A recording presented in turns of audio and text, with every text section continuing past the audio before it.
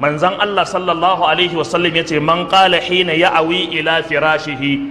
duk mutumin da ya zo shimfidarsa zai kwanta, kafin ya kwanta ko bayan ya kwanta sai ya buɗi baki yace la ilaha illallah wahdahu la sharika lahu lahul mulku wa lahul hamdu wa huwa ala kulli shay'in qadir la hawla wa la quwwata illa billahi al-aliyyil azim subhanallahi walhamdulillahi wa la ilaha illallah wallahu akbar huttat khatayahu wa in mata fi laylihi mata maghfuran alayhi wa huwa min ahli al-janna.